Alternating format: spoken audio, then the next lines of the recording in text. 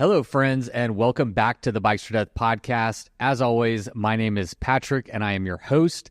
And on today's episode, I am extremely excited and honored to bring you a conversation with the new Tour Divide FKT holder, Justinas Leveika, who just became the first person to beat the long-standing record set by Mike Hall 8 years ago with an official time of 13 days, 2 hours, and 16 minutes. 8 years ago, Mike Hall made history and etched his name in the record books and in the hearts of an entire community with his record-setting Tour Divide time of 13 days, 22 hours, and 51 minutes. And since then, hundreds of people have lined up at the Tour Divide Grand Depart to chase his dot to the U.S.-Mexico border. And this year, on his second attempt, Justinas became the first person with an official time besting the 8-year record set by Mike Hall. This is indeed a very exciting and a historic moment in our sport. And I'm just stoked that I was able to catch up with Justinas after his Tour Divide run this year and before he switches his caps from racer to race director, because this episode is coming out on Saturday and he is the race director of Bright Midnight, which kicks off tomorrow on Sunday. So if you're looking for some more dot watching after this year's Tour Divide, that might be a good one to follow. But for today's episode, Justinas and I had a wonderful chat. It was an absolute pleasure, and I'm so excited for him. This is an exciting time, and I'm excited for you to hear our chat.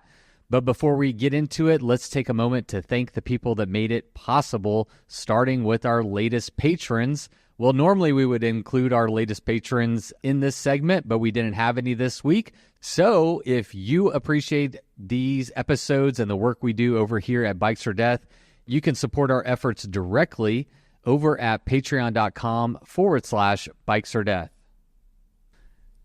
And today's episode is also brought to us by a new advertising partner that I'm really excited about, and that is 7Mesh. So you'll know that for adventure cyclists, choosing the right clothing goes way beyond fashion. What you wear and pack for your bike ride, bike tour, or bikepacking trip can be the difference between being comfortable in the saddle for days on end or being miserable for days on end. With limited space and the potential for variable conditions, having the right equipment is crucial. And for me, that means comfort, durability, and versatility, which is why I'm proud to talk to you today about 7Mesh. 7Mesh makes performance apparel designed by cyclists for cyclists, and that is evidenced by their thoughtfully and sustainably crafted apparel line.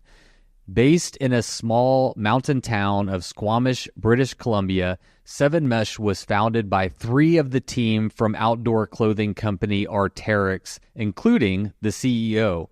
The goal? To bring advancement to apparel seen throughout mountaineering to the cycling world. Fast forward 10 years, and 7Mesh has become an industry leader in cycling apparel and have become a favorite in the bikepacking world. Personally, I am in love with their long sleeve sight shirt for hot days in the saddle. I have found sun protection to be vital in enduring the hot summer days, and the sight long sleeve shirt wicks moisture while offering 30 UPF, keeping me cool and protected on the hottest days. For slightly cooler days and multi-day trips, their merino-based Desperado long sleeve shirt is my go-to. It's a versatile, lightweight shirt that, thanks to merino, is more odor-resistant than other fabric options. And no matter what top I'm wearing, their MK3 bib shorts are always the perfect choice. Whether I'm going on a spirited gravel ride or a multi-day bikepacking trip, the comfort of MK3 bib shorts is truly unparalleled. You can find out more over at 7mesh.com, and to make things even easier, 7Mesh is offering an exclusive BOD listener discount. Just use the code 7MESHXBOD20 at checkout to get 20% off your next order. All right, everybody. Today we have Katie Bryce, who is the CEO of Old Man Mountain Racks, to talk to us today. Welcome to the show, Katie. Yeah, stoked to be here. Thanks. Yeah, I'm glad you could hop on a call. So Old Man Mountain makes bike racks that are traditionally thought of as used for bike touring. What would you say to that? Yeah, so Old Man Mountain started in 1996 when we wanted to put racks on bikes that weren't made for touring, mostly mountain bikes. And at that time, it was front suspension bikes. So we use racks because we like to stay out longer. We like to carry a little more gear. Sometimes because that's putting in more miles and really pushing ourselves. Other times we pack, some luxury items like a camp chair to find a nice spot to hang out in the backcountry. Old Man Mountain Racks also let us ride whatever bike we want. So you don't need eyelets on your bike. You can run a full suspension bike with Old Man Mountain Racks. The racks allow us to position our gear with a low center of gravity, so we don't feel held back by the weight of our food and sleeping bag and all the gear swinging around. Well-positioned and strapped-down gear is stable and secure, so we can just ride and rally whatever trails we like. Yeah, I feel that. So one thing I'll say over at Old Man Mountain is that your racks let you ride whatever bike that you want. What do you mean by that? Any bike you want. We make a full selection of what we call fit kits.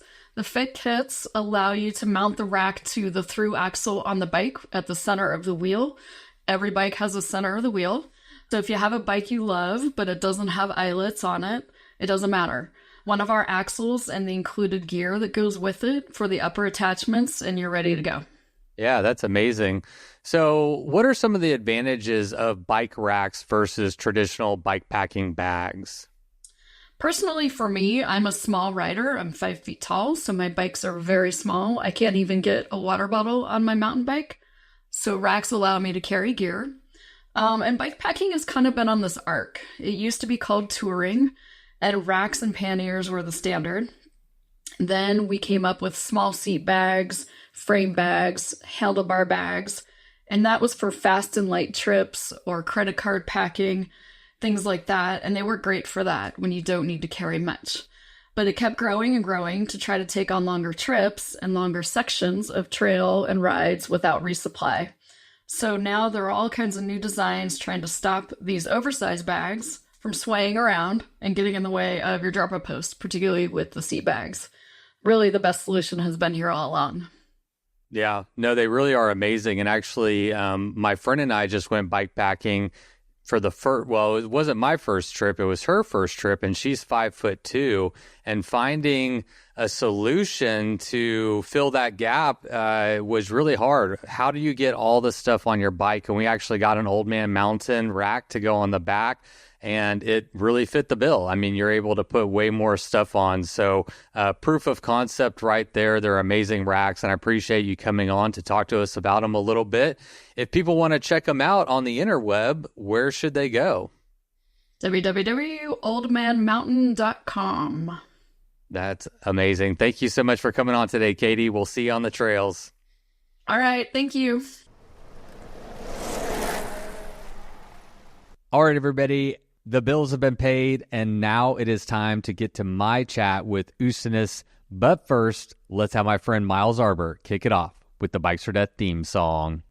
You load up your bike, you ride away from home. You could be with your friends, or you could be alone. You ride for a day, or maybe more. You just love being in the great outdoors. Everything you need is strapped to your bars, including that new pillow you got from Santa Claus. And then you think, oh shit, to yourself.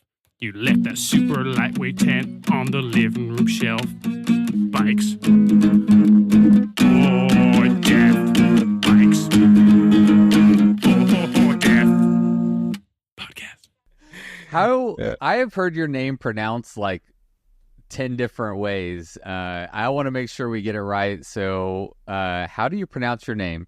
How do you pronounce it? If you want to get it right, you just you can just call me Justin. It's the most right way. But if you want to call me as my mom does, so it's Justinas. We don't have the J in Lithuanian. We say it yacht, like it's Justinas. So it's, but I answer to Justin, I answer to Justinas, I answer to all these various versions of my name. It's I know that they mean good. I want to, yeah, that's interesting. I was talking to like Uba yesterday. I asked him because your name came up obviously in the podcast we were chatting, and he said Justinas, Yeah. and I think I was calling you Justinas. Justin works, and so what's the right one that you? It's like it's Justin and Justinas. AS at the end, yeah, because Justinas.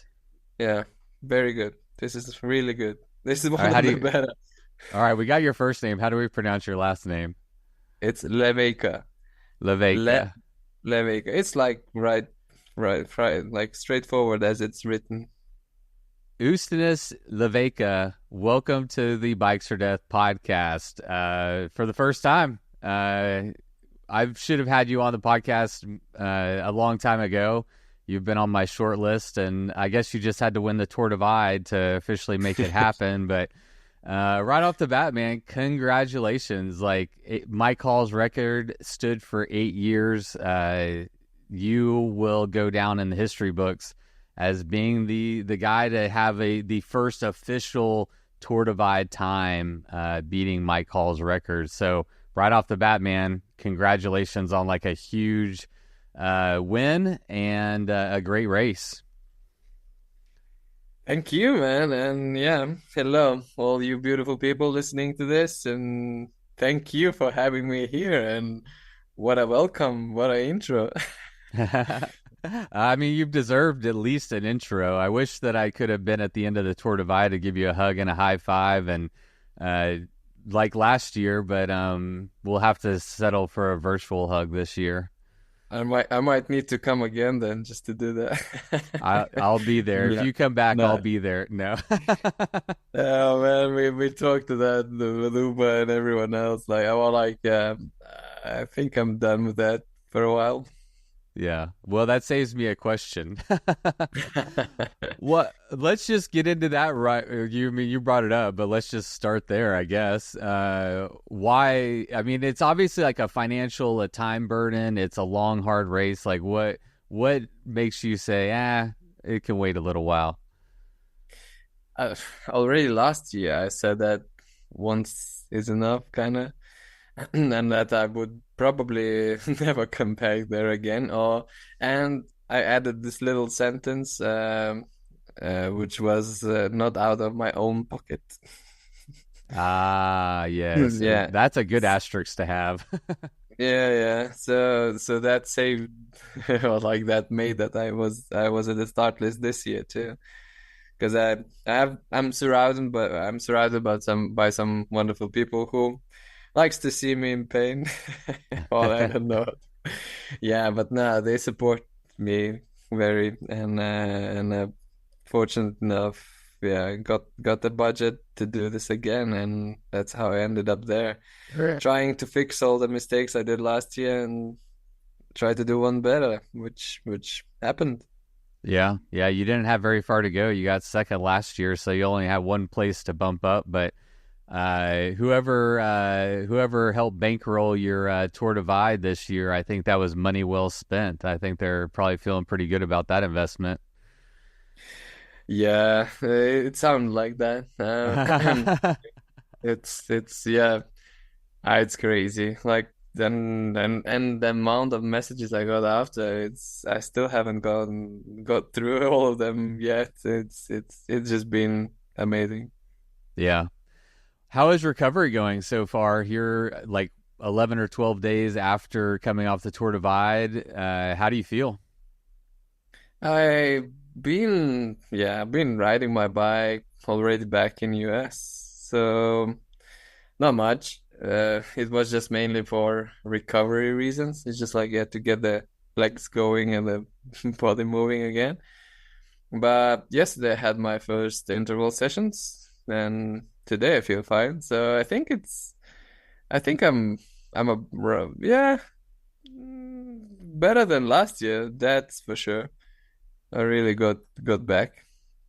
What like lingering pains did you have after Tour Divide? I mean, you can't go 2,800 miles and get out unscathed. What were you dealing with right after the race? Like, what was hurting you the most? I would say saddle sores. That was the worst, probably. But surprisingly, man, like I crashed a couple of times, so yeah, I had some bruises, but they didn't didn't give me much pain. So yeah, actually, I got out pretty. I mean, the bike that I put up, um, since it's been tested in few other races, and I tweaked with it and adjusted it more and more, and I really got into being as one with it, like really feeling really good on it. And I made quite a few changes in like yeah the shoes I wore last year. I think the last 4 days I just didn't want to take them off just because I couldn't get my feet back in, as that would be so painful. So this year I chose something way looser and way more comfy, not thinking too much about the weight and efficiency and the car and the sole stiffness. So that saved my feet. Yeah, arms, yeah, they're fine. I can click my fingers. If you can Uh, snap, you're good. I That's the can test. snap, yeah, so that's not too bad. And no, really, I'm super happy about how my That body absorbed all this and go that's through. amazing. That's amazing. Did you get a bike fit on the new bike? I have had few of those during my cycling years and have learned the principles, like what does what and how one thing affects the other. So I kind of like, and those two bike fits that I had, they had to adjust my bike just like millimeters. I know that in cycling, 1 millimeter can mean a lot. Like, so it's most common that they don't do very much if you don't have particular injuries from before, like your legs are the same length and stuff. So usually they don't do a lot if you don't have any pains and niggles as well.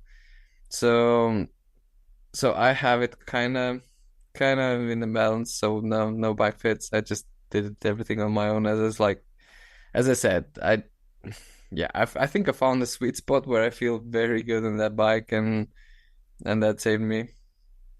While we're speaking about bikes, last year you rode a hardtail and this year full suspension. So do you think that had a pretty significant impact on, or do you think that had a lot less impact on your body through having a Uh, little more suspension? I would say so, yes. I was very unsure about bringing full suspension bike to Turn the White, to be fair. Yeah. Because at Tour Divide, things go wrong. And the more moving parts you have, the more things can go wrong. And last year I finished on I had a front suspension. It was a hardtail with front suspension, but I finished the race with rigid fork because it stopped working. All of the mud and stuff did the work. Yeah. So I was like, yeah, probably the same gonna happen here too. Like I'm gonna clog the rear shock and the front, and Yeah. nothing's gonna work at the end or by the end. And but no, I finished with a full suspension bike, and it worked both rear and back. And now they have added, right? They have added the trail at the very end. Um, I mean, yeah, it's not gonna kill you if you're gonna come there with the rigid bike. You're not gonna die there. But I think I mean, at least I had fun riding it, and it made my day because yeah, last year we stayed on the highway, on not the highway, but like yeah, tarmac road. Paved road. Yeah. Last what 90 miles or something like that, 100 miles. So now this added section, it really makes the time go faster. At least you're occupied with other stuff. Yeah. You have something to do. You have cactuses to dodge or rocks to hop over or something like that. Oh yeah. In New Mexico, everything wants to kill you, or at least rip your clothes and rip your skin, because everything has thorns. They have spikes. They have wow, what like yeah, not a single bush that doesn't harm you. Yeah, not an easy ride on tarmac for sure. Well, listen, man, before we dive too much into the Tour Divide, since this is your first time on the podcast, I thought it would be appropriate for us to do a brief introduction to you. So, I mean, I'm curious, just like the basics, like where do you live and what do you do for a living when you're not riding your bike in really hard races? You want a short story, or like how long can I? It's your podcast. You could do whatever you want. No, dude, I can't do this. But like, yeah, so I can, yeah, I'm pretty basic. So I originally I'm from Lithuania, but last 10 years I've been living in Norway. Um, so yeah, I'm 35. So yeah, since 25 I've been there. I came here for 5 years, but now it's a bit overdue. I'm a nurse. Last 6 years I've been a manager, like managing a long-term care home. But 2 days before Grand Depart was my last official day as a manager. I have downgraded myself back to being a nurse, ward nurse, because yeah, the bike racing stuff is taking off. Yeah. Why? I just love it too much. So and I don't have any, yeah, I'm nothing that holds me back right now. So I just want to do it while I can. And that was yeah decision that I took. And so And is now that to free up your schedule more? So if you're managing, you have a harder time like getting away, but if you bump yourself down, you have a little bit more flexibility in your schedule. Was that the thought process? exactly, because yeah, when you're a manager, so yeah, live fast, die young. It's the way to describe that position. Yeah. Yeah, it's been love, and nobody, like you when you're out riding and you come back and you just find your desk filled with stuff. And now when I'm on, like I'm done with my shift, I just give give the report to the next nurse that's coming, and I'm done. I just change it and yeah.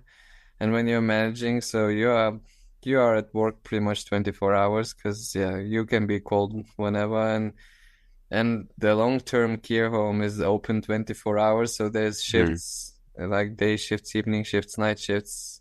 We're open in weekends and holidays and all sorts of times. So it is a demanding job, and I have quite high standards also for the job I do, and I just didn't feel that I'm filling those standards any longer, because I was away also.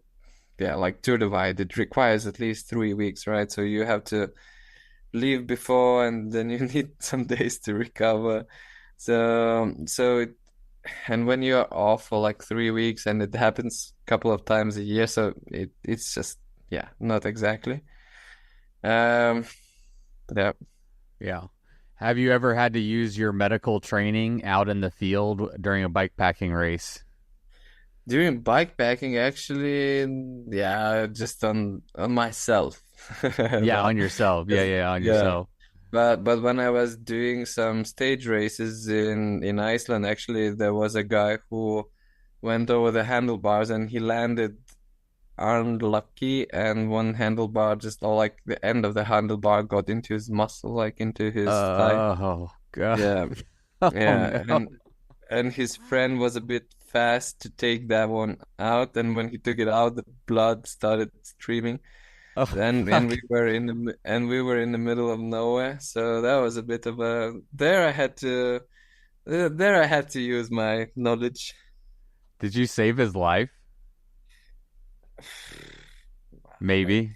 I think life would be too harsh. Like he would have survived, but but because of everything, we managed to stop him from bleeding, and we got him in made him a shelter in the cover and stuff. And actually, and that's why the race which we did, you had to race it in pairs, because if something happens to one, so that the other one could either call the help or help you out of the station. So we stabilized the, because they were first pair, we were second pair.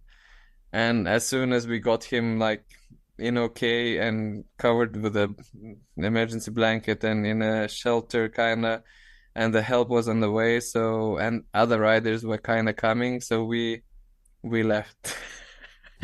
But we were sure that he's gonna be fine. Yeah, So, yeah, and yeah. he got he got back amazingly fast, because he'd been operated, I think, same on the next day, and like in a week's time he was back on the bike training. Wow, amazing. Wow, Yeah. what a crazy story. And good thing you have some medical training. How It- how were you introduced to the sport of bike packing, bike pack racing? Like, what was your introduction to this? Because it's such a niche sport. I mean, even within cycling, it's so niche. So, like, how did you find out about it? And yeah, why did you want to get into it? it also would be a wild story, like wild or not. Um, so yeah, I haven't been like, so I'm 35, but my cycling career or interest in cycling started when I was 27. So I started quite late age. I played soccer most of my youth, and um, I don't know, first adult years, or how do you call it? Like in this, while I was studying, so I played for the uni and stuff, and yeah, I played, yeah, semi-professional, maybe put that way. I got paid to play, so it wasn't that like, but the money wasn't big. It's just like, Right. yeah, just to buy bread. And then I came to Norway. Actually, yeah, so Norway got me into cycling, because when I got there, I started working as a nurse, and when you work as a nurse, train with a team is a bit difficult, because I was taking all shifts possible. I was just trying, mm, yeah, earn all the money possible. So I was taking day shifts, night shifts, weekends, everything, and it would be difficult to train with a team. Even though I found one pretty fast, I would still play matches, and individually I was strong enough to pull it off, but I just wouldn't have fun. As yeah, it's a team sport, and if you don't train together, so it's you kind of lose it. So at some point I was like, okay, that's enough. So, and Norway is a beautiful country, so I got myself a bike just to be able to see more in a shorter time. Hmm. Uh, and yeah, because so then I started cycling around, but it was more like cycling, and later, yeah, I think in 20 maybe 17 winter in 2017, or like when I was 27. When I was 27. No, sorry. Now I'm mixing up things. So when I in winter in 2017, so I don't remember how old I was. Anyway, it was like 7 years ago was my first winter when I did the training during the winter. Before I would like ride during months when it's snow free, and would just do skiing or other stuff in the winter months. But in 2017 was my first winter when I was training on a bike, and that was to get on a team. Like there was a mountain bike team which I wanted to be part of, but it took me a while to get the place, the spot in there. But then because I needed to steal Strava KOM, so they would notice me, and then I got to train together with them, and eventually made the team, and then that was in 2019 when I made the team and got to participate in those races, and also that Icelandic race. and 2020 came and the COVID, and the guys who were running the team, they said we had enough, because they had the team for a while already, and they would want to concentrate on family stuff, and then I didn't had a family, and that was my only first year in like proper cycling. um and because of the COVID, and me being a nurse, we were working crazy shifts, yeah, just to avoid possible contamination. Like, so we would be put in teams, and we would work like 1 week day shifts and 1 week night shifts, and then we would get 1 week free. So when I got the week off, I just checked where's the good weather. I already had some packs, so I just, yeah, and that's like, yeah, you could keep the distance, social distance. So I would Sure. just pack food for 5 days or something, and leave and just go off on for adventure. And that was amazing because Norway was empty for there was no tourists. I was in the most Yeah. like touristy places alone. We had all them for myself. Wow. And so I, like, first week off, I did like, yeah, 5 days, and every day I did like 200 kilometers. So in miles, that would be 140, 150 miles maybe. Something like that. Um, yeah, but and that felt okay. Like, I was still filming a lot, riding my bike, having fun. Next week off, I chose to do similar distance again, like 600 miles, but in 4 days. That went pretty fine too. So then I got like, yeah, how is it like? How far can I ride in 24 hours? Like, to see what are those limits, right? So so I took a kind of, yeah, put a route to go, like, Norway is a long country, so Mm. luckily, so I just took and I had weekend. So I drove my car to the airport, like in Trondheim. This is not far from where I live. Left my car and then rode my bike for 700 kilometers up into the like Arctic Circle.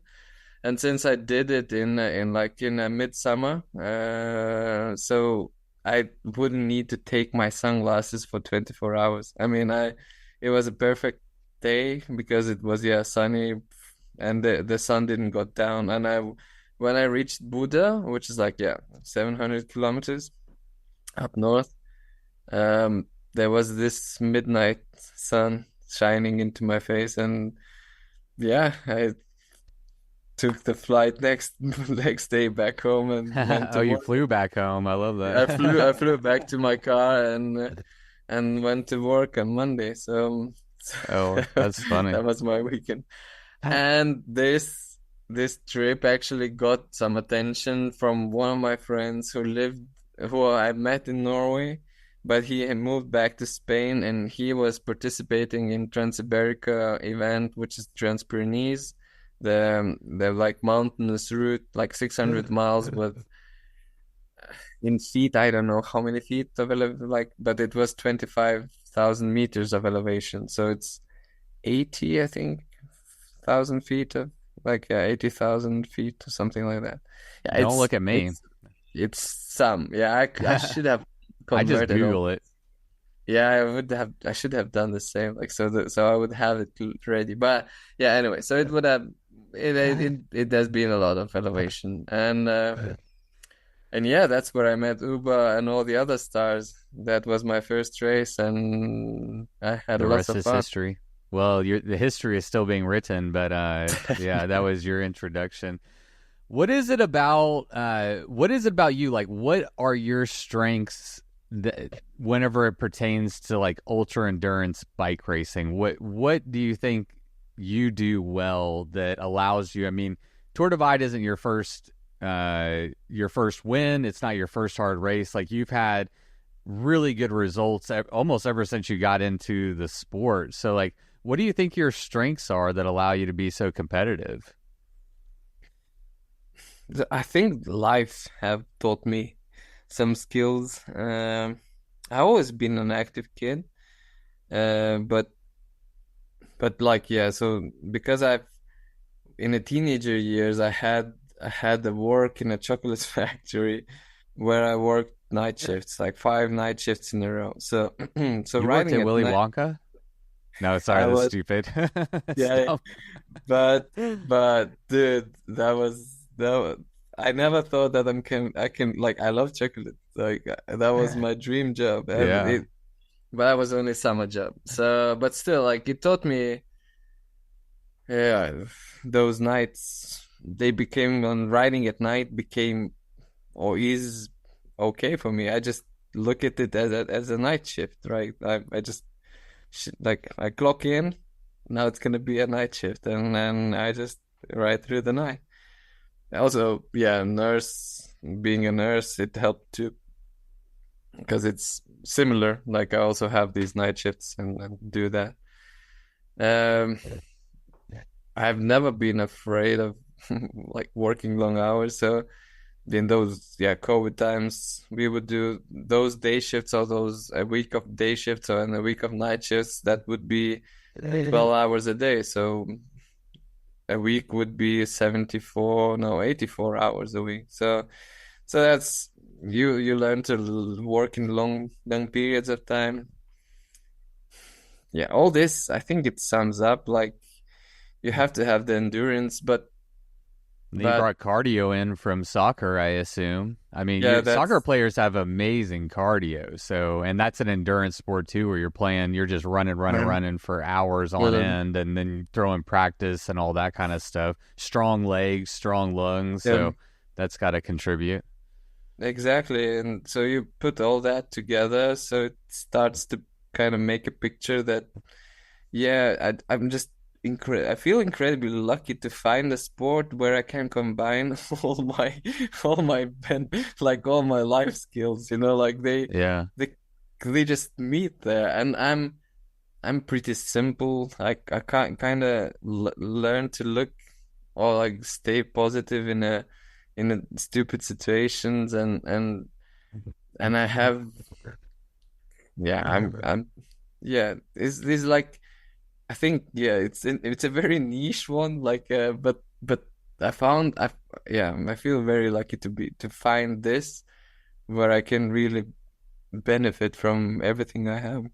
Yeah. And I think we're lucky as fans and community members of this sport to have you as a part of it, man. I mean, it's crazy. Like, I'm curious to get your take on this, but like, Michael Hall is an absolute legend in our sport.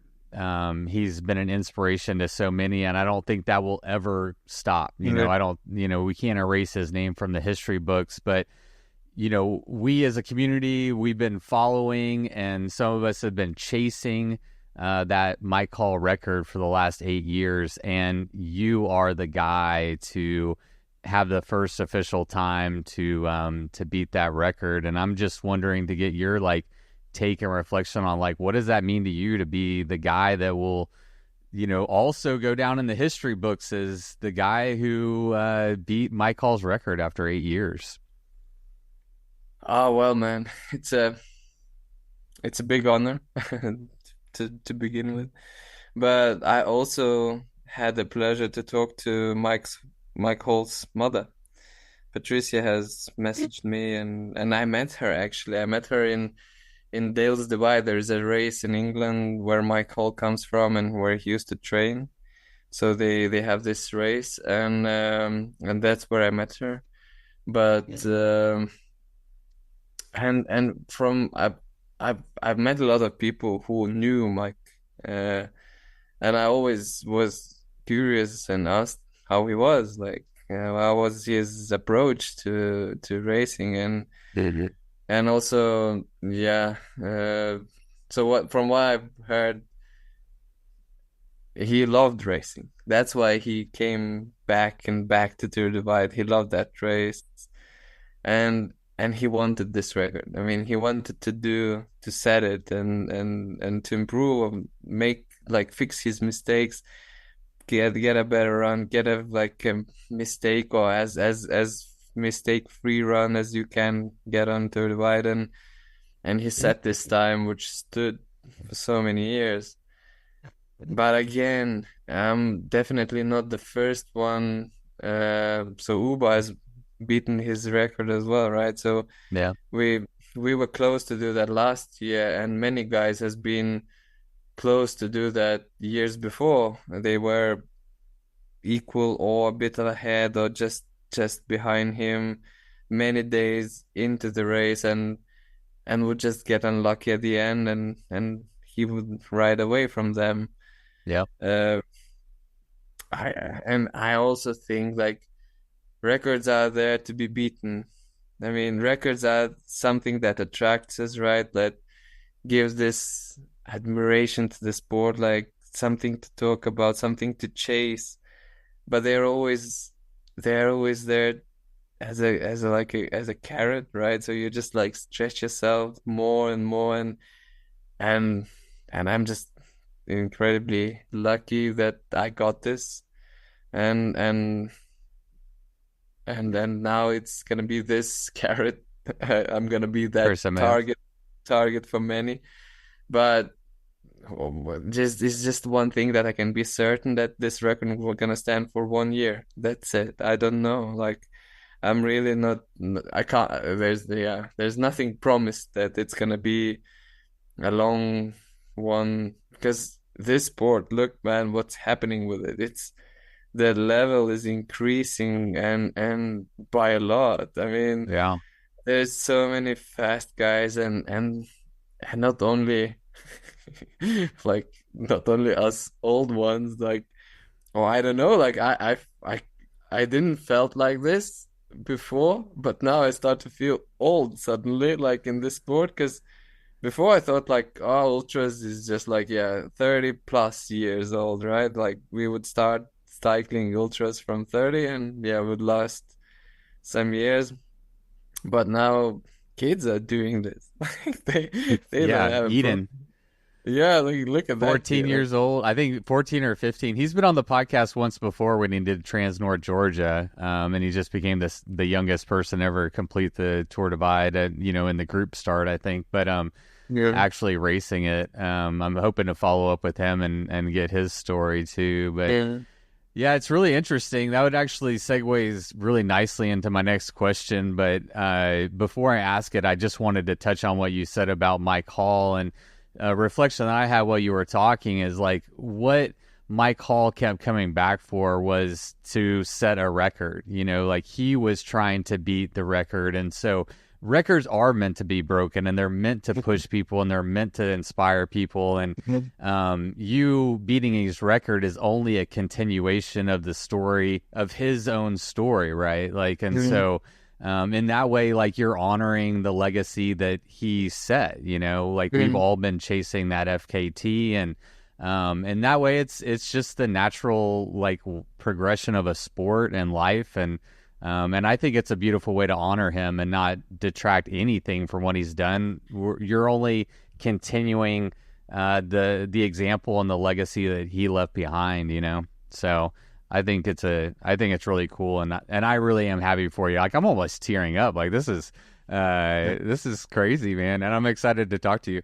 I never got a chance to talk to Mike Hall, and that'll always be like something that like is like a regret, I guess, or it would have been nice if we got a chance to chat. But anyway, moving on to the question that I had is like, we've seen in the last 6 months 3 people beat Mike Hall's record. Lachlan, you did it with a media crew, and you can put an asterisk on his name or whatever, but he rode his damn bike along the Tour Divide and came in with a super fast time. And then this year on the Divide, you and Uba both were ahead of Mike Hall's record time. And I'm just curious, like, what you think about what's contributing to these faster times. Like, is this the new era of bikepack racing? I think so. I think, yeah. So what I managed to set, right. So now when I've slept a few days, right? So I've thought about it, and I have a couple of hours to shave off that time, and the conditions were far from perfect, right? So Yeah. so again, it just shows that this time is not the end, and it's just like a yeah, I think it's a start of something where it's gonna be like shaved every time, little by little, and It's really luckily, going to come down to the weather, almost, it seems like. I mean, because, like you touched on it, it seems like every single year we're seeing, in the last few years, people are ahead of Mike Hall's record and they're so close, and then, weather will hit or a mechanical will hit, but uh, it's so close, and so with yeah, good weather, there's exactly. opportunity. Like, but the thing is, like, it's 13 days, like 12 days. How to get a window of 12 days in the mountains of a good weather is Yeah. like you will probably not gonna get. Like, not 12 days. Okay, shoot for 10 days, but how bad those 2 days can be. Like, how, like, if it happens like for us in the toilet in the basin, you can lose 13, 14 hours just because of a one rainstorm. Yeah. I mean, and this is the lottery. I really like last year when we rode, that's what we talked the most with Uba and discussed about that. To set a record is easy. Like, if it would come down to riding your bike, just down to physical action, riding your bike, that record would have, I don't know, 10 days would be probably. Yeah. But the weather, that's what, like, you can't control. As I said, like, someone asked me, were you like concerned where Uber is chasing you? Yes, a bit, but mostly I was looking at the sky all the time. Like, where is the weather? Where's the next storm? Where's my route going? Which mountain pass gonna be covered in snow now and turn into a kind of unrideable one? So it was, yeah. So I think really that like like preparation and physical effort is like maybe 40%, just that much. Rest Yeah. is luck with the weather.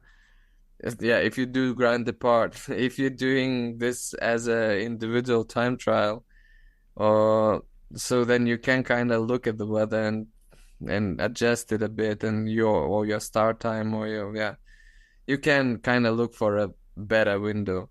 But if you're doing with on a grand depart where conditions are as they are, then you're really affected by a lot of weather, and your time can be everything from 12 days to 20 days.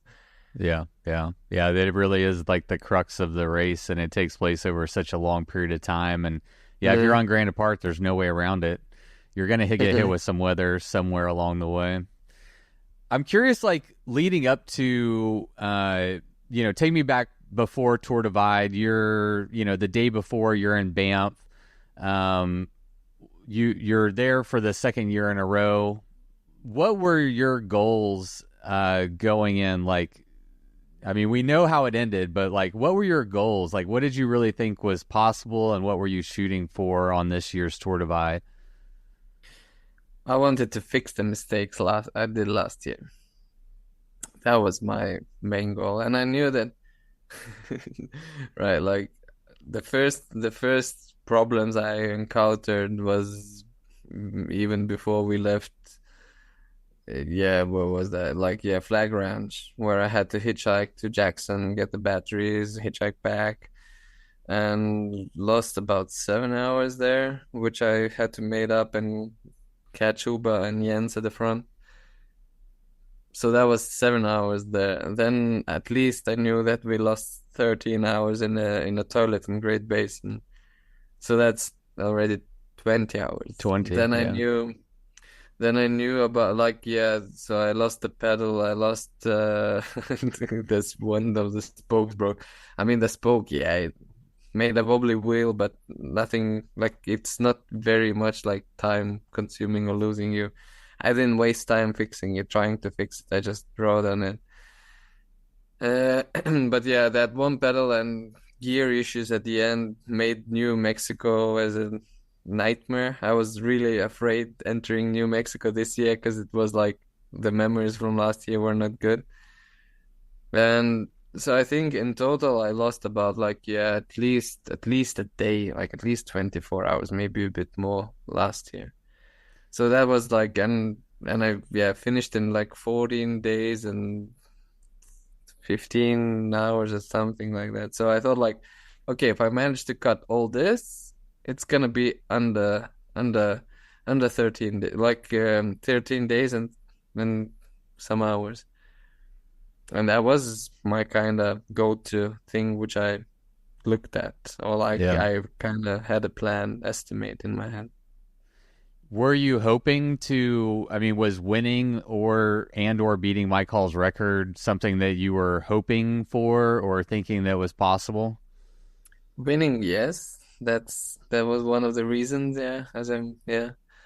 but beating the record was a cherry on top, definitely. I mean, before going to the wide, when because you kind of have to make your mind quite early in the year because it's a big project. Tour de Wide is Yeah. a big project, so you kind of need to make up your mind if you're gonna do it or not. And so I sent that letter of intent and did all this and then I was like kind of okay, gonna do it. And the closer we got to it, the more like the more messages you would get about the weather and those were not good. Everybody promised snow, lots of snow. Nobody told about. I thought like snow, it's gonna be the old snow from the winter, which we'll have to go through. But nobody told about that. There's gonna be a new fucking snow falling in Montana. That was unexpected. And yeah. So when I got all that weather information, I I really thought it's gonna be like winning time gonna be 15 days or something like that because then I booked my flight super late because I really was not sure how long it's gonna take to finish. And Oh, to leave. Your the flight yeah, to leave home. Yeah. flight to leave home. Yeah, that's what I mean. Like, because I really thought it's gonna take time this year. It's not gonna be like Yeah. I'm gonna So then you kind of realize, like last year, we thought we made lots of mistakes, right? And you lost so many hours and because of various things happening. And then suddenly you see that just some weather changes can make that time you set last year a better time than you would do this year. So I mean, this also have hit me in the head a bit. Like that was some thinking done around it, and then you kind of realize how lucky we got actually with the weather and and the How lucky you got. yeah, that's true because Uber what was like the 3 hour window, that Yeah. 3 hours or 4 hours that he lost somewhere, and he got I was surfing the wave and he was in the wave. Yeah. Yeah. It sounds like, I mean, yeah, based on talking to him, it sounds like you just caught that weather window. Just you got lucky and he got stuck in it, and that's bike pack racing, you know? So, Yeah. Lucky or lucky, I mean, I still had to push hard to stay up. I mean, you can call it luck. Yeah. Okay. well, you tell me your side of this story. I want to hear it. What was it? Yeah. Nah, I mean, as I said, like there were some really tactical decisions to where I chose to push through, like not even stopping in certain places where I would have loved to stop and rest inside and not on the side of the road for 15 minutes, but yeah, have a proper rest in bed and many was yeah. So this year my approach also was a bit different. I posted way less while I was racing, I noticed. so because yeah, on one side, so I was really in the game. Like I enjoyed riding it, and I had full hands of work to do. Like I was you have to be kind of concentrated. Like you have to stay focused because things happening, right?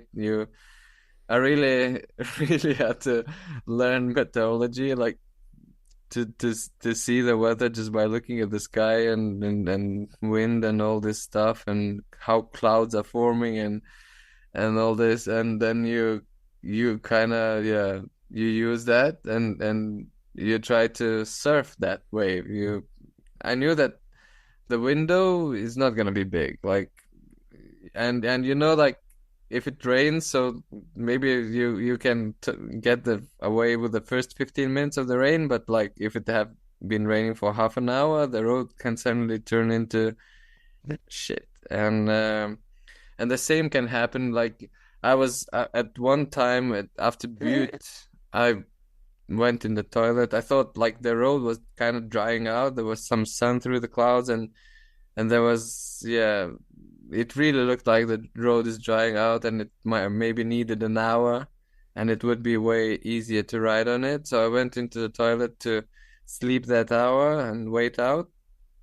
And when I got out, it was full snowstorm. So actually, the conditions were way better before I went to the toilet than it was after. So, but yeah, back to the tactics. So it was a deliberate decisions to push through some towns, some hotels and stuff, just to get in front of that weather wave. Yeah. Well, I mean, it made for some fantastic dot watching. You and Uba. I mean, Uba won last year. You came in second, and y'all have a nice, healthy. I don't know if it's a rivalry or a competition, but y'all have had some pretty epic battles in other races as well. And one of the questions I wanted to ask you about was, because the interesting thing about the race is like, you pulled a gap very early on, like going into Montana, like right around the the Canadian Mexico, God damn it, the U.S. Canadian border. Somewhere around there in Montana, you got a lead, and then you maintained about the same lead throughout the entire race. So I'm curious about that initial push at the beginning. Like, was that a move you made? How did you get that initial jump on your competitors? Yeah, a short comment about Uba is my, yeah, I wouldn't be who I am without him. Like, definitely, he's a master. Like, I learned from him, and I would be a bad student if I wouldn't beat him, right? Yeah, I was gonna touch on that too. I mean, it takes both of y'all. I mean, the reason why you were talking about I'm pushing through and I'm not stopping when I want to is because you have Uba right on your freaking heels, and if you didn't, he would catch you. So, like, it is that spirit of competition that made this year, I think, really special. Definitely. At least part of the story. Yeah, we are pushing each other and dude, one thing for sure, which I know for sure, he's not gonna let me get anything easy.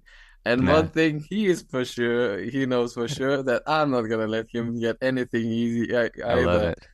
So but the best thing is like when we like you probably saw the video after the finish, right? When I had to wake him up. Yeah. So it's, I still love that guy. He's still my yeah. As I said, like I wouldn't be where I am without him, because those fights with him, that's what makes and attracts maybe some people too. They enjoy this dot watching, they enjoy this fight happening, but people have to know that, yeah, we wish the best for each other and we really look after each other. Yeah, absolutely. And I think that even makes it better that y'all are friends. I mean, I don't know if you watch fights like the UFC or anything, but I'm always impressed where like you go into a ring and you punch each other in the face, and then you hug each other and you tell each other that you love each other, you know. But I think it shows great sportsmanship, and it just makes the storyline better because you really are pushing each other, so your stories are intertwined and you have each other to thank, and you owe a debt of gratitude for helping to bring out your best, because you can't there's a study that they did where essentially, like if you put people, like if you put a fast guy in a group of like slower runners, he will perform to the level of just beating the other people in the field. Yeah. But if you put him in a group of faster runners, he's going to run faster than he ever has in his life. And we are buoyed by the people around us. You know, the people around us elevate us or they bring us down. And so, yeah, y'all are intertwined, and I love it. I've got to hang out with both of you at the end of the Tour Divide and know that you guys are genuine friends and care about each other. And I think that is even a better storyline. Yeah, it's very true about this study, and that's why I encourage always people to go and do and train with faster guys, because then you'll become faster. That's exactly what you just said there, because yeah, you have to stretch yourself up and not hold yourself back down. Yeah. But about the initial push and how did I got that gap, I don't actually, yeah, it wasn't like in like, I don't know how to put it, like, because I haven't been checking tracker before day 3, 4, or 5. Oh, I would really? just get the kind of rumors from some dot watchers, right? They would just like, you're doing good, you have a gap, and I wouldn't kind of know how big that gap is. They would just, yeah, you're doing amazing and great job and stuff, but I wouldn't know at all like what's happening behind me, because I was, yeah, because that's where the weather was. So I think the weather made me push. I definitely knew that the snow was gonna be.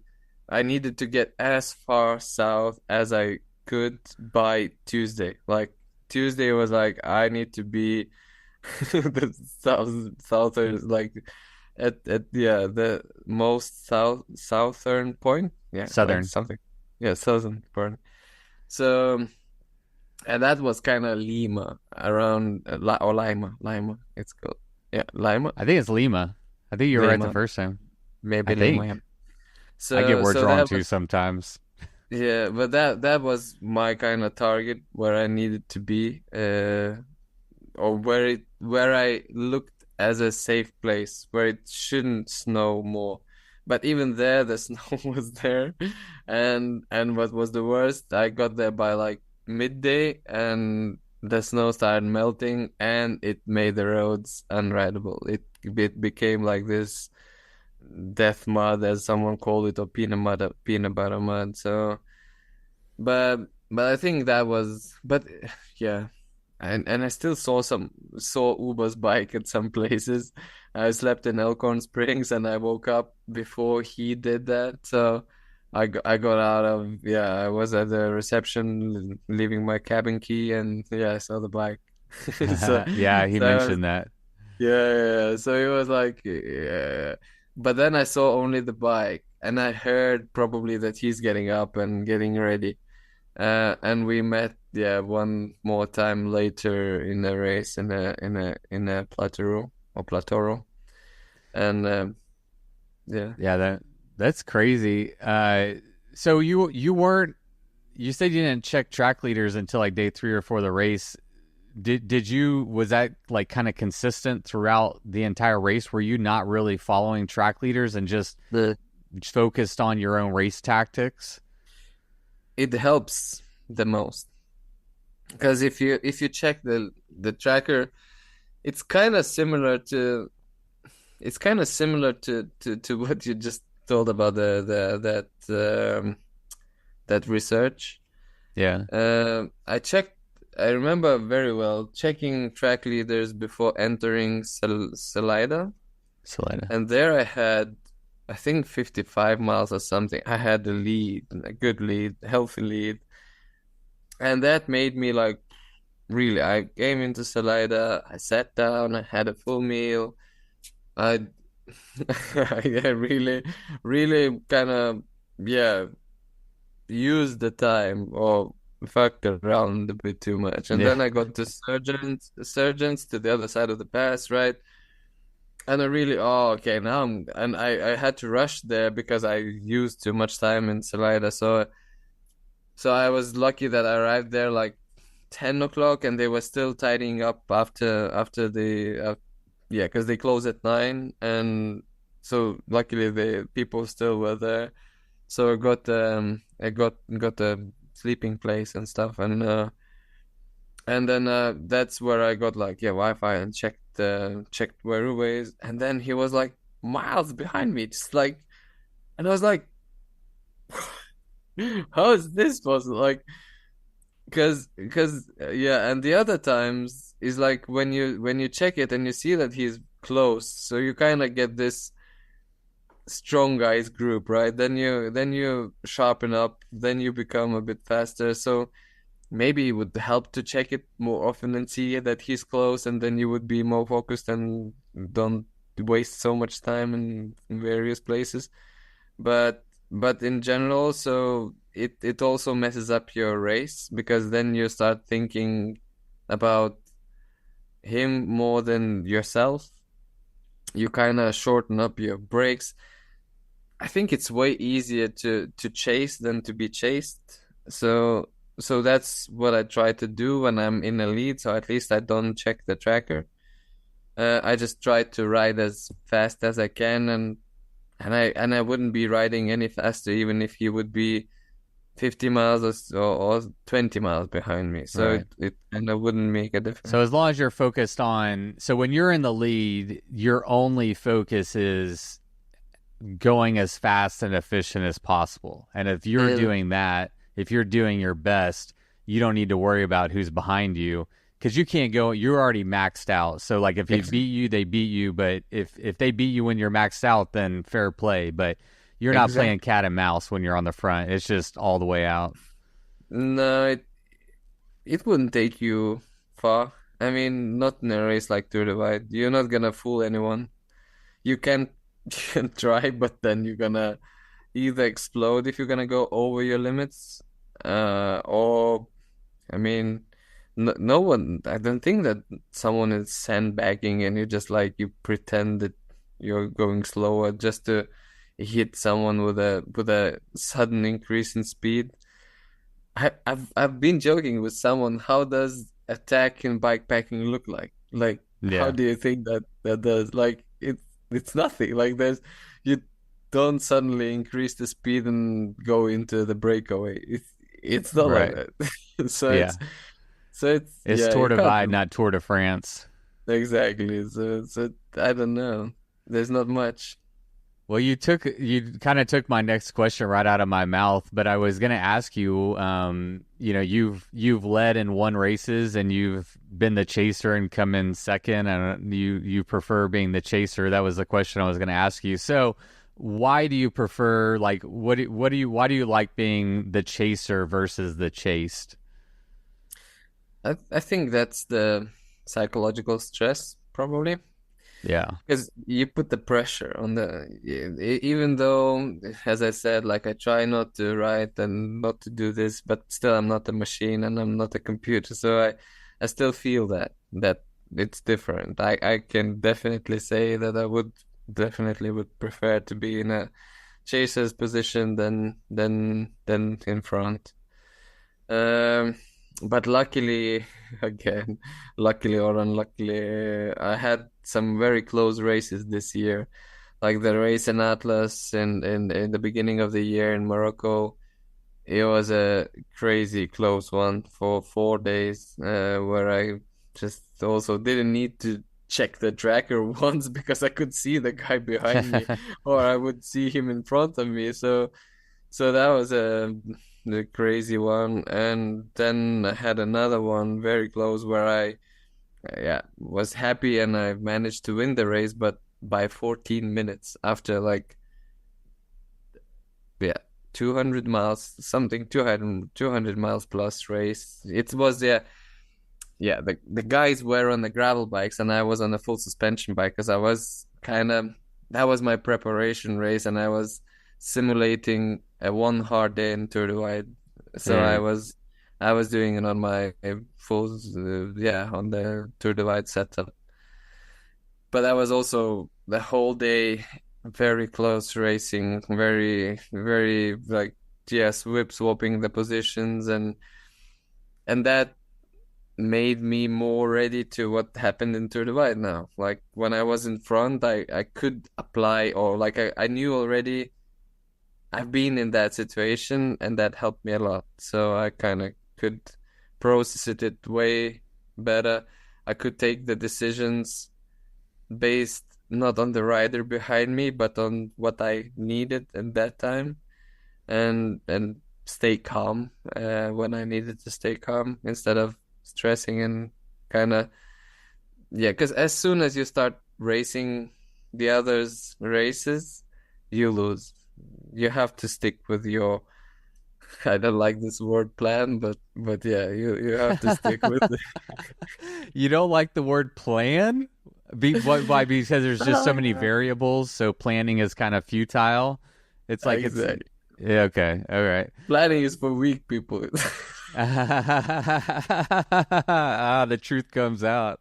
No, but like I admire So do like you just take what the race gives you? Like what is your overall approach to I mean nutrition, sleep, all when you're gonna stop, you're no shaking your plan, head, but no so plan. There's no no plan. plan. No, I go with the What the flow. fuck, dude? I go with the flow. This is why, this is what. Yeah, this is exactly what some people told me after the race. Like they said that like with a plan you could have fucking done it in 12.5 days easy. But plans just don't work with me. Like I don't like them. I feel like I feel like it takes the adventure away, and this is what I love the most. I mean, Uh, planning is planning really, I feel really that it does take adventure from me. Like then I know I and already this year, dude, I could most of the track I could ride from memory. I wouldn't need navigation wow. because I really and even I got some funny messages on Insta, and one I got one message and they said like, "Oh, we met last year on the course," and I checked the photo and I said like, "Yeah, just before entering the basin, just after the tarmac," and she said like, "Dude, this is crazy. How can you do this?" And I really like some people I just memorize. Like I really remember the faces, the places. I have this photo memory, so I'm not necessarily gonna remember things which I'll hear, but if I'll see them, I'll definitely remember. Yeah. Oh, And that all right, helped me a lot. let's unpack this a little bit. Like what so you're preparing for Tour Divide. How much you have to do some planning and research like, The like only where oh, resupplies are. You have to that's decide if you're going to take a sleep kit or not, if there's going to be places for you to stay. Like yeah. So what sleep level of kit is, preparedness do you have going in and what are you leaving up to in the moment? yeah, good question. But like yeah, so I need like when it comes to the kit, so I kind of had to make sure if I wouldn't find any hotel that I would still survive. So if I would need to sleep 12 days outside, 12 nights, 13 nights outside, so that I would, and the temperatures would be from everything from what is when does the water freezes in Fahrenheit? 32. 32. 30, so it's everything from like 32 up to 100. Like yeah, when you come above 80, so you don't need You to don't, yeah. worry much. But like yeah, everything around 32 and below, I would still be able to survive, to function. And the other thing, that like that this period of time with where the temperatures are that low, it lasts maybe 6-7 hours.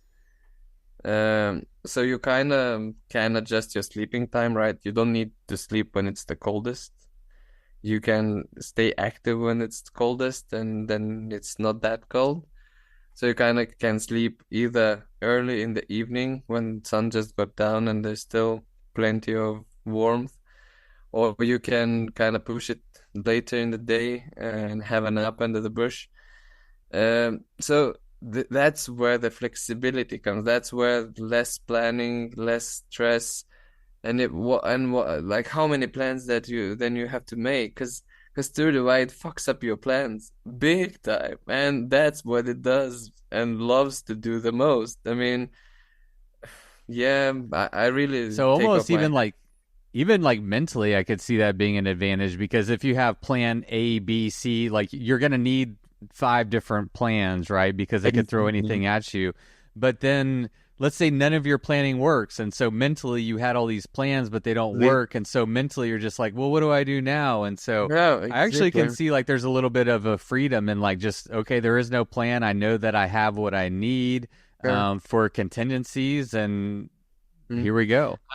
I would always have emergency food. Like I would always have at least, especially after last year, basin, I would have 2-3 thousand calories worth of food with me at all times, and I would above all try not to go empty on water. Like definitely in places, and this is where last year. I mean, I see it so clear it now that it's such a huge difference for rookies and veterans. Like if you've done it once, if you've been there, if you've been out there, wow. And if you if you're able to remember, like if it hasn't been many years in between, and in my case, it's just like last year. So even when I like you asked about the preparation, so my whole preparation was I went through Strava files from last year. Like that's it. Like I even just by going through them, I would remember where I stopped, why did I stop there? What the shop was? What did they have at the shop? Like, what can I expect if it was a petrol station or was it a grocery store or whatever?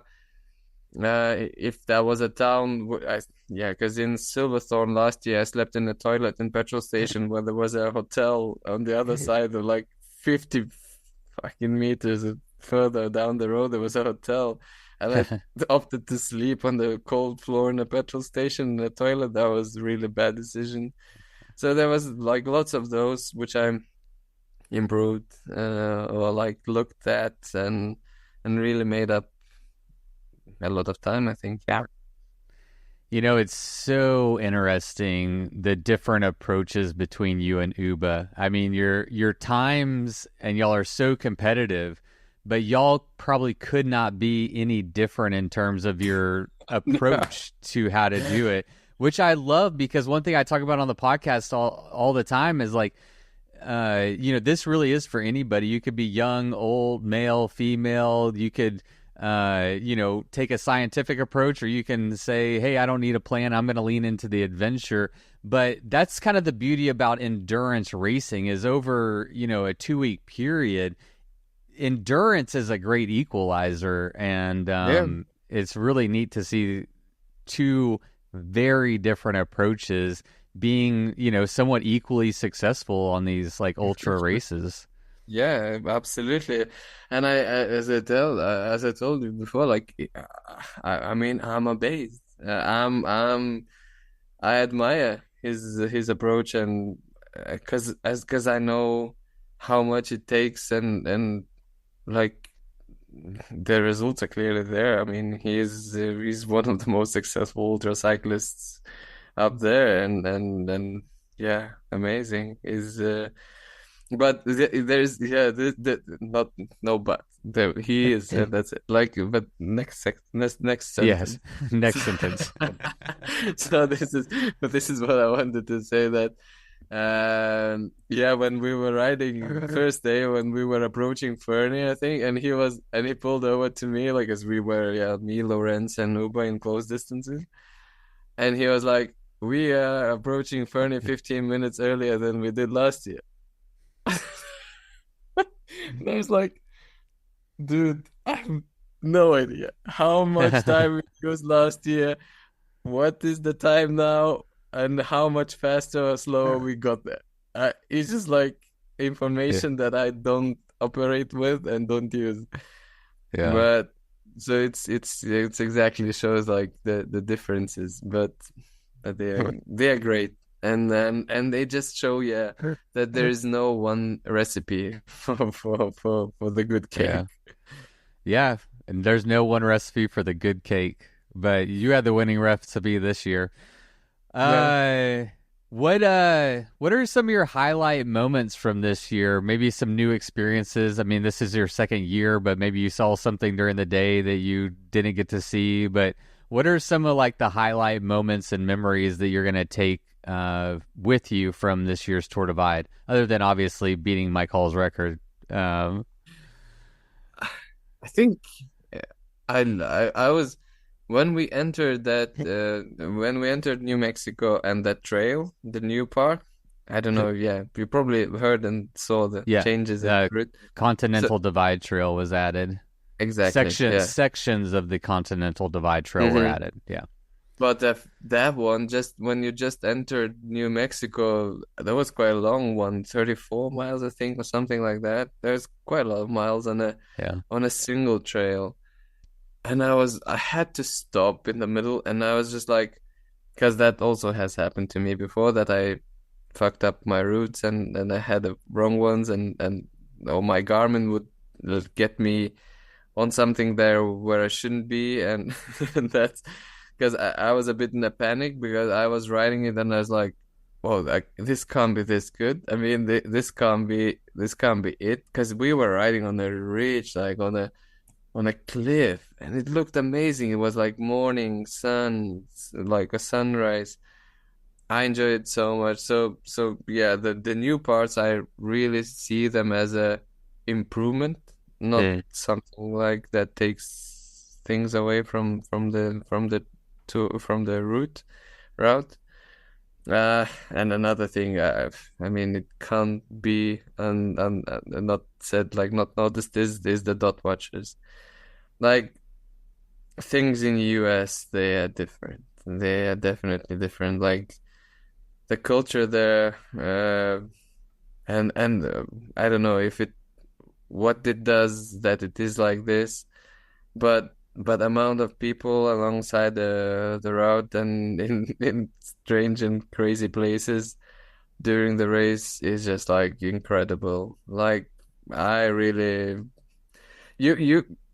it's crazy what it does with you. Like, you really feel like everybody knows this race. Like, you stop at some at that petrol station and people comes in, are you Justinas? I'm like, yeah. Oh man, we are so glad. We are so happy for you, doing amazing. And it just happens, like, or like you're leaving a town and some dude pulls over with the car, or like with a cyber truck. Man, Oh, I I would saw have. that video. Oh He was my filming you God. or you were filming him. Yeah. Crazy shit. This is like, first of all, a car that I would never see here in Norway because they are not allowed here. And another thing, like, that guy who sits in this huge spaceship is like a dot watcher who came on the road to see me passing. So it just makes just like, wow, I'm honored. Like, they make you feel important, like you big. Yeah. You are Stop. important. You are important. Yeah, you're a big deal, man. You can't hide any longer. The word's out.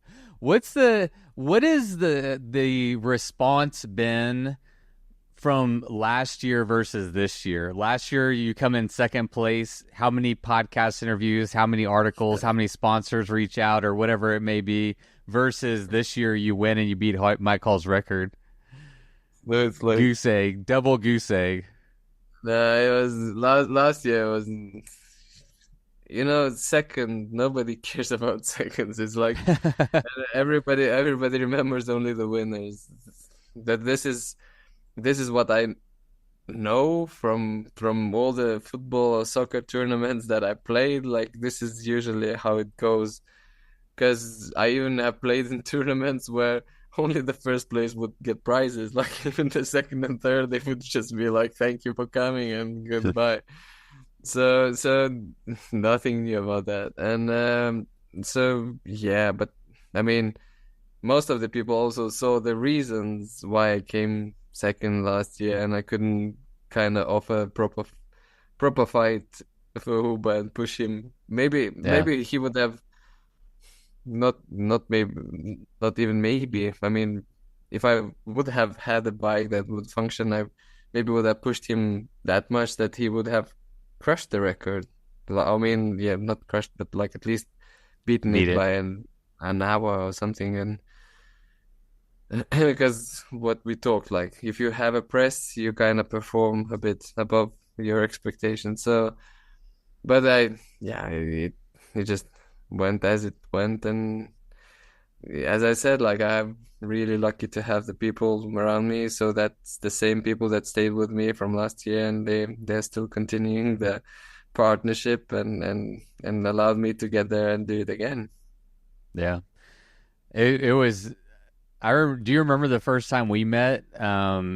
It was probably like 80 or somewhere between like 60 and 80 miles from the end of the Tour Divide. I was posted up in a gas station taking photos, and you never know what to expect. Like, I did not expect you to stop at all, but you rolled into the gas station with the biggest smile on your face, and then you rolled up and you're laughing and you're taking your foot off and showing me that the pedal is not attached to your bike, and you were like just grinning ear to ear, like you couldn't be happier.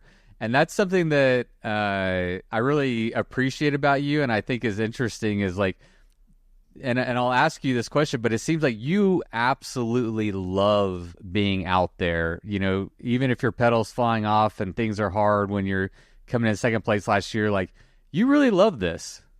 I do, man. I told you this is incredible that I found out something that fits me in all possible ways. Like I really feel like I belong there. Like I really enjoy these challenges. I love sorting out the problems or the shit you get yourself into. Like during the CDT, that section, I ripped my backpack and I lost my passport, and I had to hike back like I don't know, a mile or something to find it on the trail. And that was also kind of a bit of a yeah, scary situation in some ways, but also you kind of okay. All I can do now is just like hike back, and it must have fallen out on the way, and it's luckily a book that is big enough to be seen if it's on a trail, and it's not gonna be blown And away heavy by enough. Yeah, and yeah, you took, yeah, yeah. heavy enough not to get blown away. Yeah, exactly. Exactly. So I found it, and yeah, I just lost some time, and that's it. But that's the thing. Like you got your pedal fallen off, right? So what you gonna do? Like you have a couple of ways out. One is to get it fixed at the nearest possible bike shop. But if there's no bike shops, oh well, you have to live with it. Like learn yourself to live with it. And the adventure side, I just love these adventures. Like where are they gonna take you? Yeah. I asked you the question earlier what you felt your strengths are, and I'm just an outsider looking in, but it seems to me like your approach, like I want to, the term I'm thinking of is like happy go lucky, but I think that's a little dismissive. But you just have a good positive attitude, and also like being open and really leaning into the adventure and not getting upset or discouraged when things go bad. Like that might be your superpower, you know? Probably. I'm not gonna say no because yeah, I've seen people that yeah, I've seen people throwing in the towel way too early. Like Hmm. and yeah, like ultra cycling and unsupported ultra cycling is a very special beast. Like you can have the strongest legs in the field, and but if you don't have a mindset, the legs doesn't matter. Like you're not gonna if you can't push on day 2 or 3 because your mind is not there, then you can be as strong as you want, but nothing gonna help. And like then the turtle comes from behind, right? Because he just like keeps going, keeps having fun, and just like I love it, dude. I love it.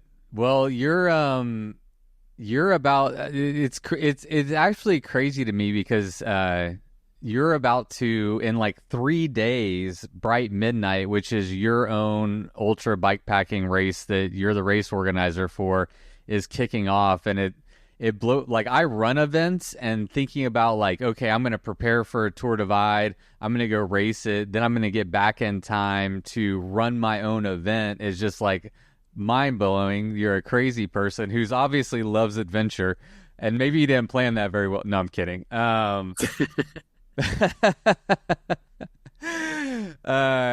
Yeah, so Bright Midnight, it's in its second year. We're about to see the second running or biking of the Bright Midnight event. So it's a relatively new event. Like, why don't you just introduce like what Bright Midnight is, and why did you want to put on this race? Yeah, thanks for mentioning it, man. But yeah, so I wouldn't be able to do this without a team, right? So I'm lucky to have my sister, my brother-in-law, and then some other people helping me out while I'm out there doing the tournament. But because again, I'm a king of chaos. Like, I love chaos, but I wouldn't be able to organize a race with all the chaos I have around me. So I have to have some people helping me out with the plans, the thing named plans. Bright Midnight is an idea that came out of when I crashed out of Atlas Mountain Race a few years ago. I was back at home, and I was like, it was at that time, because of a COVID and stuff, it was moved from its original slot, which is in February, to November. So it was dark and cold, and I was with a few fractured ribs, and I couldn't ride my bike, and I just like dreamed about the sun, and I was going through the races I've done, and in order to be fast during ultras, like these ultras, you have to ride through the night.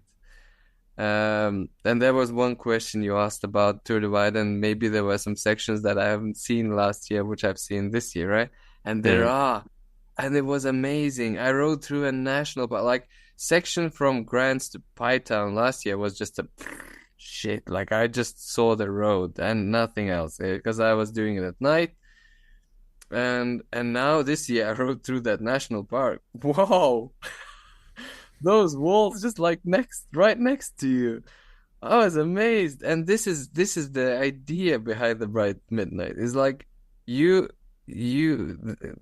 name suggests that it doesn't get dark. So no matter the pace, you are the fast guy, you're a slow guy, do whatever you want, you're not gonna miss a thing. Like, okay, it's gonna get a bit not dark but darkish. Like, it depends on the clouds at the evening.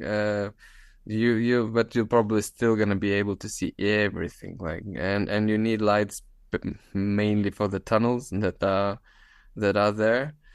And that's how the idea came, that I wanted people to show the people the beautiful Norway that I have lucky to be to ride around, and my backyard of my training routes that I actually just connected and found out that that's like a golden standard in ultras, that is just like 600 miles, which is doable in a weekend if you race it, and doable in a week's time if you tour it. So it was just like another thing which I really wanted to do is like to give back to community, because we are who we are, but we also need to get in the new ones, like new members, to accept them, to show them, because otherwise where it's gonna go, like we form it, like I don't know how to, like, maybe it's too much to say, but that we form it, but we do it in a way by being examples, role models, and whatever influence. Well, it's like, I mean, you are setting an example and you're inspiring people, and then like, I mean, me through my podcast, I reach a lot of people, but I created an event, several events, and the purpose is exactly what you're talking about, is like, okay, inspire people, get them excited, but then give them opportunities like, okay, and here is something you can do. And so like, and we all need to do that as community members. Like if I'm in Texas, if you're in Norway, like we need people to stand up and champion the sport that we all love, you know? So I don't want to take the words out of your mouth, but it sounds like that's kind of same vein. Yeah, you described it very well, man. And that is the main, or the second main reason to do this race, like to give back. Cause I hitchhiked a lot when I was young. I didn't had, or like I also loved this strange way of traveling, because you get to meet people from those places who can give you best advices, and you wouldn't need to pay a thing for it. Like so it made me. I hitchhiked around Europe. I hitchhiked from San Francisco down to Los Angeles and did some hitchhiking. And the thing which with hitchhiking is like you have hitchhiked, so you have been taken by cars and given a ride, and now it's your time to pay back. Now I have a car. Now I take hitchhikers every time I see them. So I've been to races. I've been hosted amazingly by people who organize those races, and I really want to give back this amazing feeling which you get when you come to a race, and especially if it's your first race. I just want to make this as good memory as it can, so that you would get to another race, you would get hooked on this. Like, Yeah. we need this. We need people in the sport. Otherwise, it's gonna, if we're gonna keep it closed, this would be a very big topic if I would go. Like, I would open the big can of worms, because this is where the media teams come into picture, right? Like, how much, if not those, people wouldn't get to know about this, right? Like, then we would be like a closed sector, like people Right. like, and this wouldn't be good. We have to be open. We have to show that this is not the Hunger Games. We're not trying to kill each other. We still care about each other and love each other and want the best for each other. And yeah, and how you can do that. Like, yeah, so Yeah. it's one of the things is by leading by example. I don't know how to tell it. I think that's exactly right. I think it's we are. I hope we're a growing sport. I think we're, by all metrics, it looks like, but the sport of bikepacking and bikepack racing is only growing and gaining in popularity. And I think the best things we can do as community leaders is take a seat at the table and be a leader. And there's many ways to do that. But yeah, step up and set the example that you would like to see replicated in the community that you love and are passionate and are familiar with, you know? Absolutely. With Bright Midnight, I'm not super familiar with Norway. I assume it's not daylight all the time. Is this just like, this only, I would assume, happens like at a certain time of year, maybe when the lighting is just right? Like, what's the situation there? Exactly. It's like midsummer, so it's about from end of like middle of June until middle of July. Or yeah, a bit further. There's this, like, the further north you go, the longer the days gets. Like, I don't get to see sun at the middle of the night here, but like 200-300 kilometers north from me, or like now a bit more, in the Arctic Circle, you get to see sun at the middle of the night. Like, if you are outside at the middle of the night, the sun is shining. Right. Yeah. That's crazy. It's like, It is crazy. But it's also like, it sounds super cool. Like, I've never had that experience. You know, I know in Alaska it has that too, like where it's, you know, daylight all day in other parts of the world. Exactly. It's not just in Norway, no. Yeah. How challenging is this route? What's the difficulty level? Yeah, so like the route is like 50-50. 50% is gravel, 50% is tarmac. But the thing with Norwegian gravel, it's like champagne gravel. The gravel is so hard packed, and people could I want to say that, like, they could do it on a 32 tires, like 32 millimeter tires on the road bikes. But so that they wouldn't do that on road bikes and 32 millimeter tires, I added some sections to make it an adventurous race. So you would need to push your bike a bit. Not as challenging as the one that could have bypassed the rock falls and the Trollstigen, but they still would require you to have at least 40 millimeter gravel tires and gravel bikes.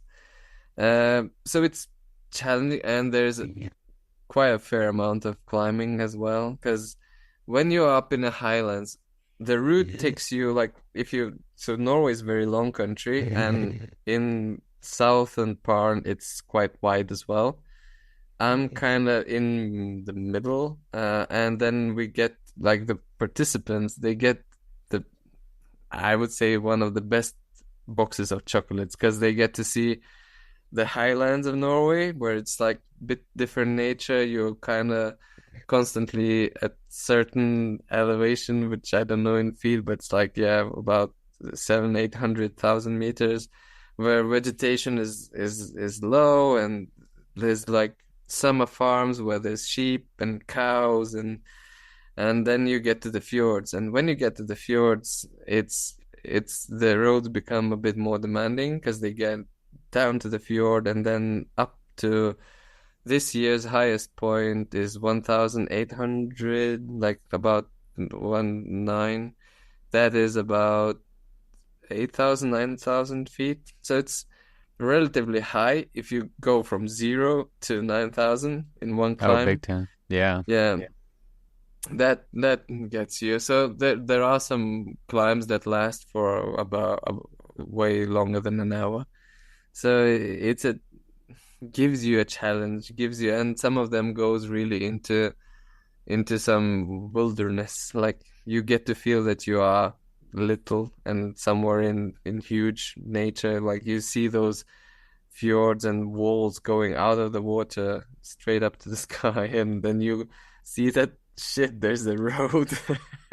And that is the road that some participants will have to take. So it's like water is not an issue. There's like lots of running water, and all that is drinkable. So the issue can be if you didn't resupply properly or forgot to, because Sunday and Norwegians in general, there are not so many 24-hour open shops. There are certain hours that they don't like to work at, or they don't, people just plan their stuff, and that makes them they close it. It sounds really cool. What I'm gonna do after I hop off this chat is I'm gonna hop on Google Flights and start seeing how much flights to Norway cost. And I was looking at the pictures and everything, and it just sounds beautiful. It sounds like just a beautiful region of the world that I'd love to see. But I would love to have you here, man. I mean, but you know how it is. It's expensive to travel to other countries, and the time and everything. It's like, oh, good that you brought up this up. I mean, everybody has this myth that Norway is super expensive, right? After 2 years in Tour de Bike, I can tell you, no, it's not. Fuck, man. I save money here. What I've spent in Tour de Bike is crazy. I believe that. Yeah, and because I chose to do that, and there's another thing. There's another thing.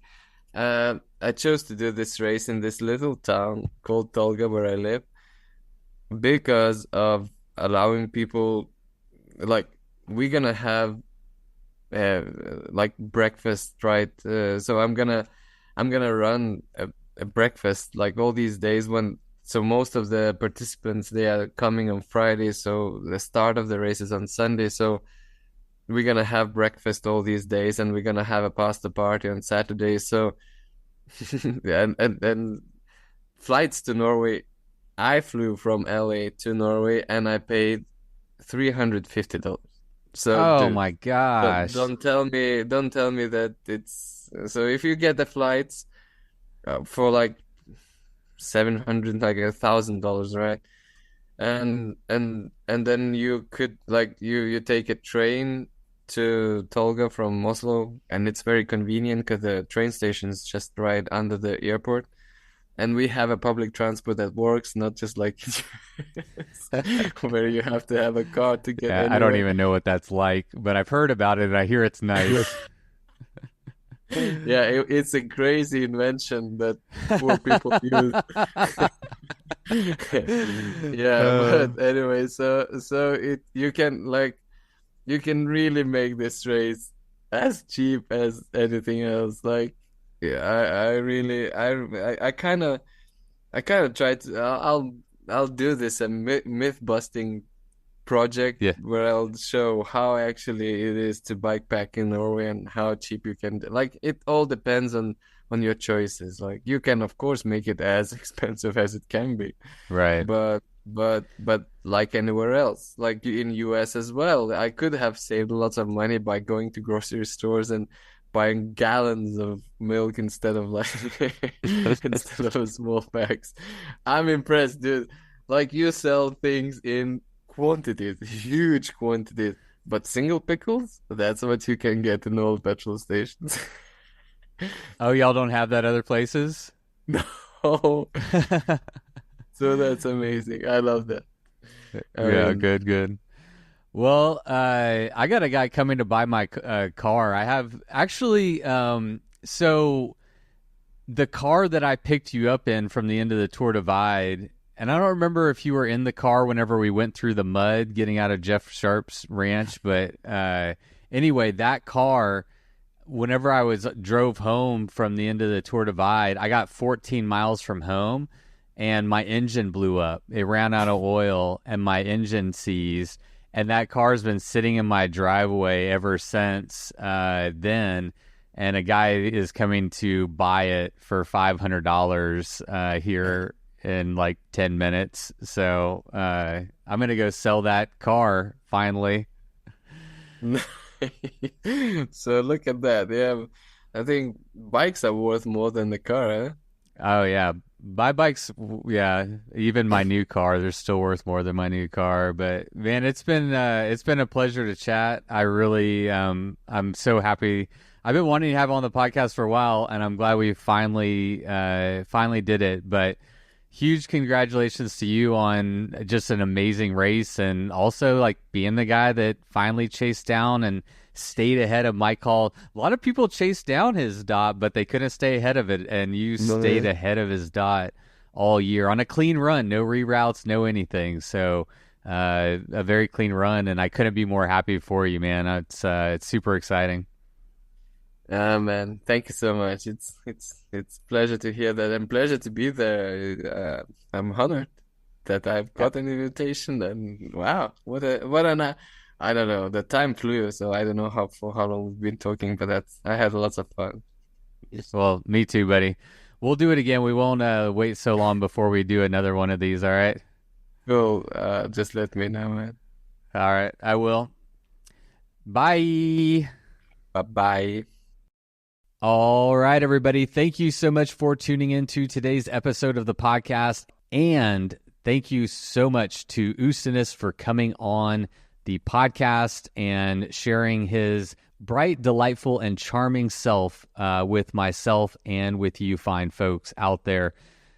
I have a feeling we're going to be seeing his name popping up on leaderboards of ultra endurance bike pack racing for many years to come.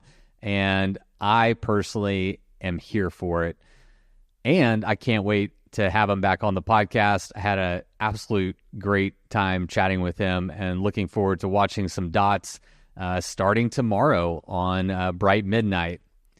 All right, well, that is all we have for you this week. Thank you so much for tuning into today's episode.